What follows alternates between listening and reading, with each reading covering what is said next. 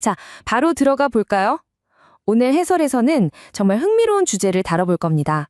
고상하고 격식 있던 영국의 언어가 어떻게 바다를 건너 거칠고 반항적인 개척자들의 입을 거쳐서 오늘날 우리가 아는 그 생동감 넘치고 독특한 미군만의 목소리로 변모했는지 그 야생의 여정을 한번 추적해 보겠습니다.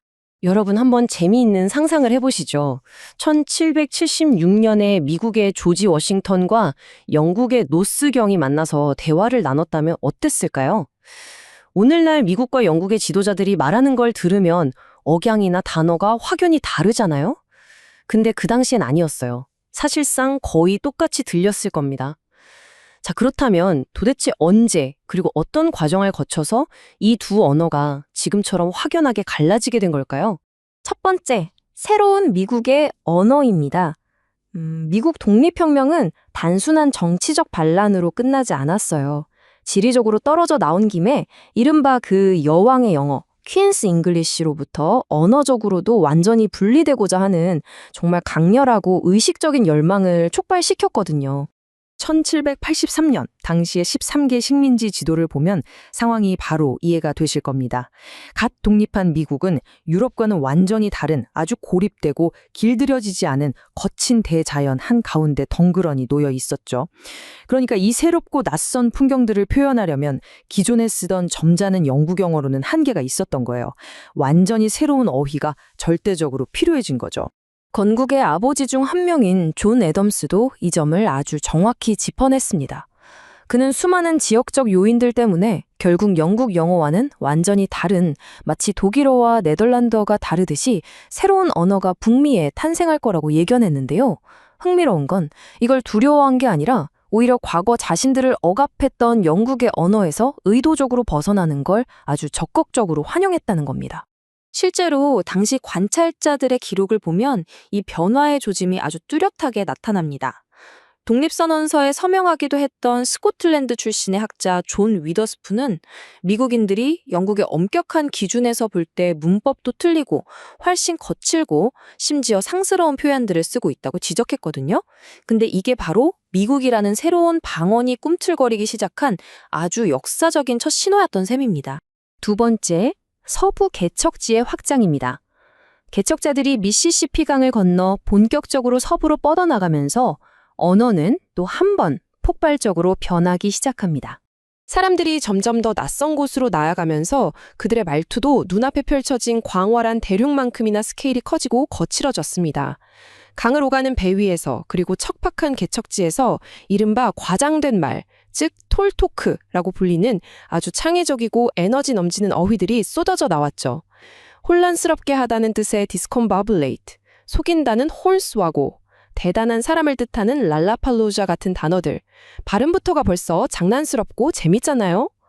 놀랍게도 이런 기발한 단어들이 그냥 사라진 게 아니라 오늘날까지도 우리가 실제로 유용하게 쓰고 있다는 사실. 정말 재밌지 않나요?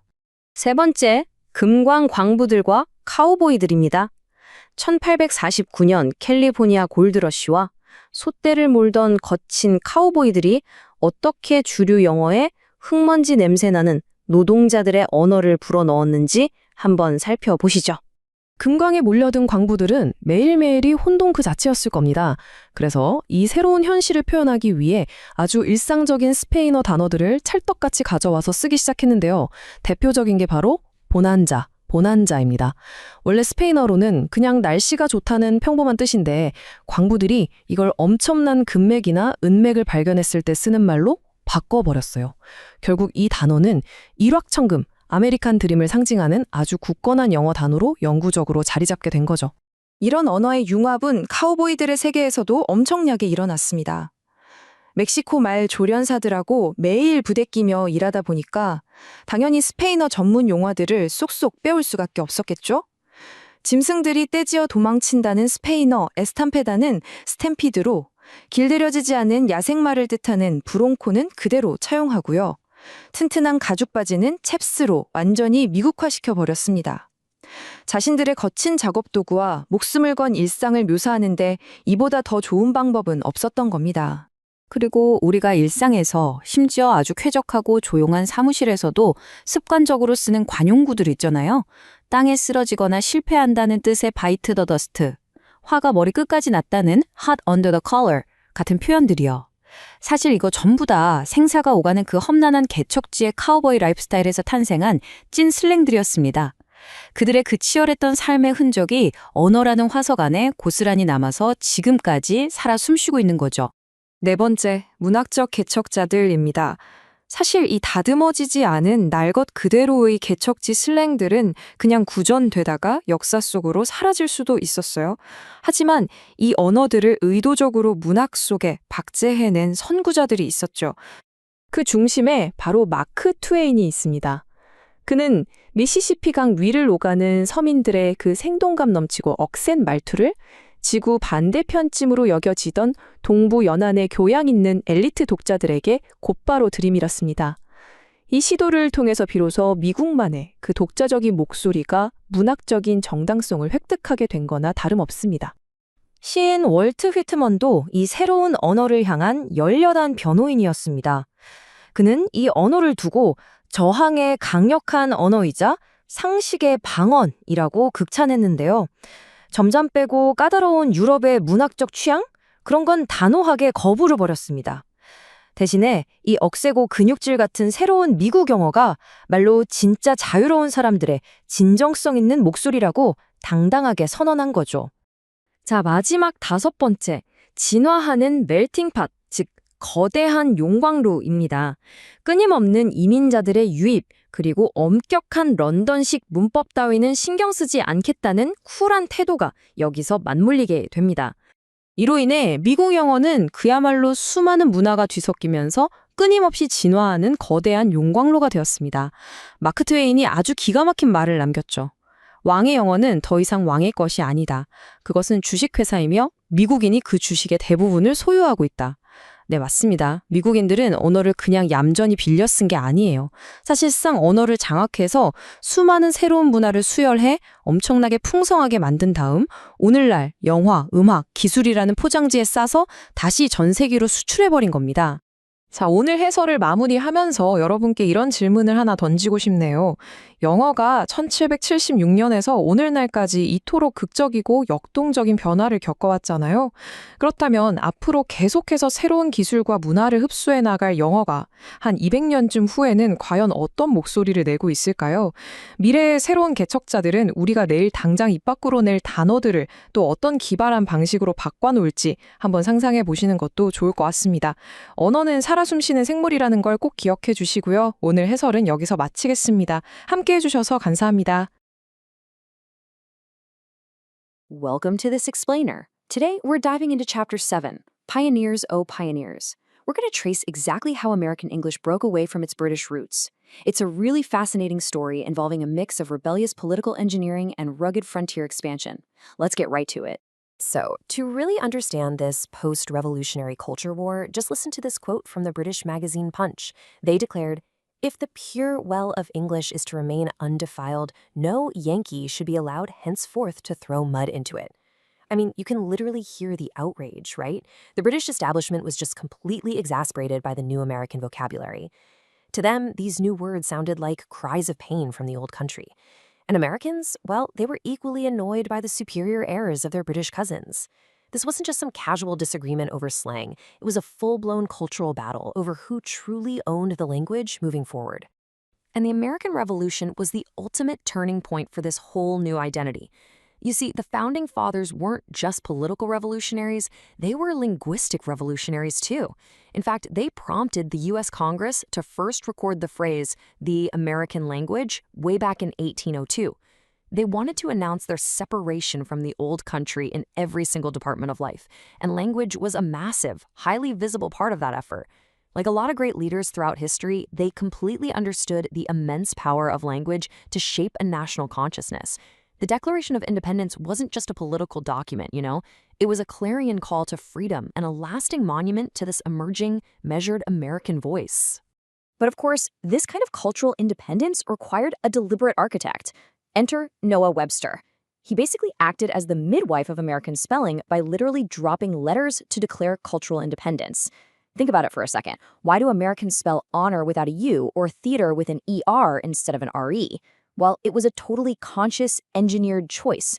Webster famously traveled around to printing offices, physically handing out printed slips of paper and politely asking printers to use his improved conventions. In his 1789 Dissertations on the English Language, he announced this fiery, almost evangelical commitment to severing American English from its parent. He laid the groundwork for a national standard that we still see in books and on our screens across the United States today. And visionaries like John Adams saw this new dialect not just as some local quirk, but as a language destined for absolute global greatness. With incredible foresight, in 1780, he stated, "English is destined to be in the next and succeeding centuries more generally the language of the world than Latin was in the last." Adams envisioned a future where America's booming population would interact with all other nations, bringing their unique accents and words to the entire globe. He even gleefully predicted that England would eventually have no more honor than occasionally imitating the Americans. Talk about an incredibly bold prediction for a brand new nation. Now, this linguistic split actually became geographical when American loyalists who were fleeing the Revolution carried their distinct brand of English north into Ontario, New Brunswick, and Nova Scotia. Because of this massive migration, Canadian English became a fascinating hybrid. It's constantly torn between the push and pull of the British and American models. For example, you know that unique Canadian vowel sound where a word like out sounds a bit like oat? Well, that is deeply rooted in the varied regional English spoken by those early American refugees who crossed the northern border to stay loyal to the crown. But the real transformation? That happened as the language basically packed its bags and pushed west. The 19th century brought this massive, unstoppable wave of westward movement. Sure, the continent offered so many obstacles to travel, but riverboatmen, trappers, gold miners, and railroad workers just pushed right on through. These pioneers were adventurers with an absolute gift for phrase-making and tall talk. They fired the English language with an inventiveness and an untamed energy that honestly rivaled the first Elizabethans back in England. Every single new environment they encountered simply demanded brand new words. And before railroads came along, the vast Mississippi River was the superhighway of America. It was literally a highway of words and accents. Running from New Orleans all the way up to St. Louis, which was the heart of the country at the time, the river was absolutely the easiest way to travel west. So it acted as this giant melting pot of accents and languages. Right here, hardworking men would boast in exaggerated frontier slang, coining phrases that perfectly reflected the raw, untamed nature of the landscape they were trying to conquer.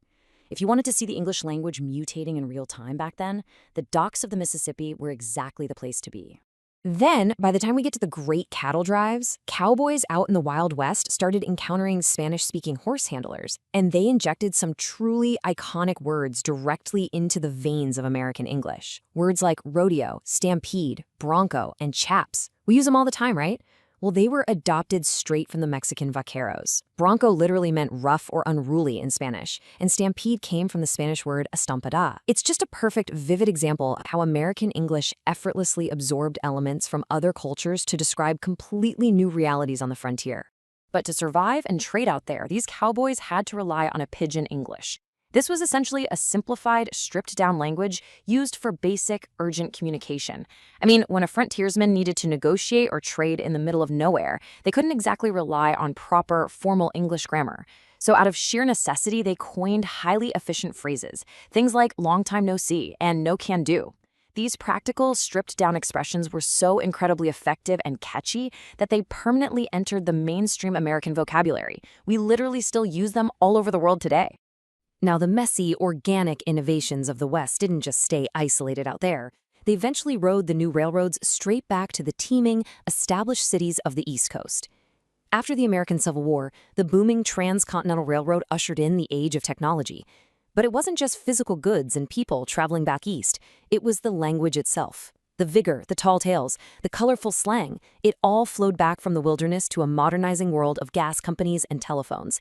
It permanently altered and injected life into the more refined, traditional English of the eastern seaboard. Basically, the frontier had spoken back to the establishment. And this massive infusion of frontier energy fundamentally changed the national voice. It shaped everything from the speeches of Abraham Lincoln to the legendary, naturalistic literature of Mark Twain. What's truly amazing here is how this pioneer spirit permeated both national politics and high art. While the Civil War didn't necessarily invent a ton of new words, Lincoln, who was a true son of the frontier, completely embodied this new unpretentious American voice in his leadership. And Mark Twain? Well, he was the genius writer who captured the newly forged American language and brought it all the way from the muddy banks of the Mississippi River back to the elite literary circles of the East.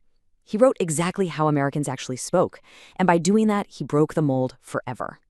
This whole movement really culminated in Walt Whitman, the self-proclaimed poet of all America. He took this rugged, forged-in-the-mud frontier language and unapologetically elevated it into high art. In 1855, he announced his presence with incredible gusto, becoming one of the very first voices of a distinctively American English in poetry. He wasn't writing like the refined British romantics of the era. No, instead, he used the sprawling, energetic, highly democratic language of the pioneers. And by doing so, Whitman proved once and for all that this new, rough-around-the-edges dialect was deeply, fundamentally capable of profound literary greatness. Since English has always been a battleground of rivalry and expansion, I'm going to leave you with a provocative thought to chew on. As the internet continues to erase our borders, whose version of English is going to pioneer the future? We've just seen how American English broke away from Britain and forged its own totally unique path through pioneers, cowboys, and frontiersmen. But today, the digital frontier is blending dialects faster than a riverboat cruising down the Mississippi. So, will one global standard eventually emerge, or is the language just going to keep splintering into 1,000 different beautiful variations? Thanks for joining me on this explainer. Keep listening closely to the incredible history hidden in the words you use every single day.